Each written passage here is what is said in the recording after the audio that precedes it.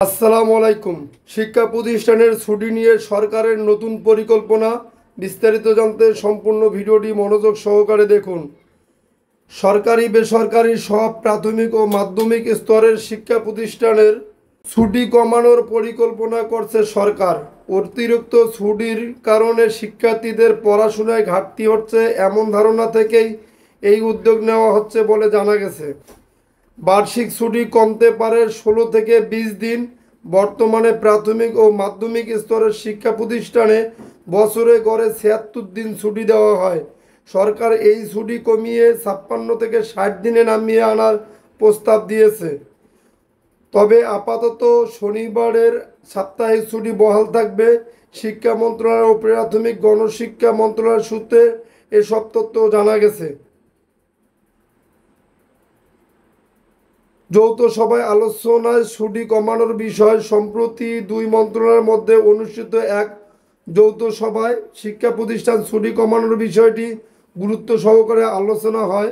প্রাথমিক ও গণশিক্ষা মন্ত্রণালয় থেকে প্রস্তাব দেওয়া হলেও মাধ্যমিক ও উচ্চশিক্ষা অধিদপ্তর মাওসি এখনও চূড়ান্ত মত যেহেতু দেয়নি, বিষয়টি এখনও প্রাথমিক পর্যায়ে রয়েছে এবং সিদ্ধান্ত নিতে সব দপ্তরের মতামত নেওয়া হবে।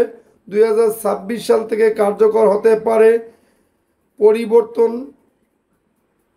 সরকারি কর্মকর্তারা জানিয়েছেন এর বছর ছুটি কমানোর কোনো সিদ্ধান্ত কার্যকর হচ্ছে না। 2026 সালের শিক্ষাপঞ্জি প্রণয়নের সময় থেকে শিক্ষা প্রতিষ্ঠান ছুটি কমানোর এই পরিবর্তন কার্যকর হতে পারে।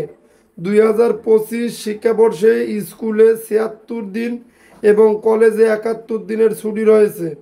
হঠাৎ বন্ধে বাড়ে শিক্ষার ঘাটতি।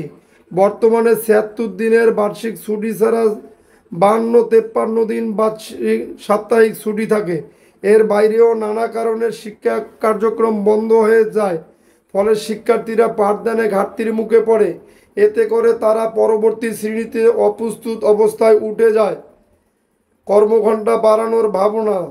সরকার শিক্ষা প্রতিষ্ঠান ছুটি কমানোর পাশাপাশি কর্মঘণ্টা বাড়ানোর বিষয়েও ভাবছে। বিশেষজ্ঞরা বলছেন দেশের প্রায় 80% প্রাথমিক বিদ্যালয় 2 শিফটে পরিচালিত হয়, যেখানে শেখার সময় অন্যান্য দেশের তুলনায় অনেক কম। প্রাথমিক শিক্ষার মান উন্নয়নে কর্মঘণ্টা বৃদ্ধির সুপারিশ করেছে সরকার গঠিত পরামর্শ কমিটি। সরকার প্রাথমিক ও মাধ্যমিক স্তরের শিক্ষা প্রতিষ্ঠান ছুটি কমিয়ে শিক্ষার মান উন্নয়ন নিশ্চিত করতে চায়। বিষয়টি এখনও প্রাথমিক পর্যায়ে থাকলেও সব দপ্তরের মতামতের ভিত্তিতে 2026 সাল থেকে নতুন শিক্ষাপঞ্জিতে এই পরিবর্তন আনা হতে পারে। অতিরিক্ত ছুটি ও হঠাৎ বন্ধের কারণে পাঠদানে যে ঘাটতি তৈরি হয় তা দূর করতে এই উদ্যোগ নেওয়া হচ্ছে। যদি আপনাদের নিউজটি ভালো লেগে থাকে তাহলে অবশ্যই আমাদের চ্যানেলটি সাবস্ক্রাইব করে পাশে থাকা বেল বাটনটি অন করে রাখবেন পরবর্তী ভিডিওর জন্য।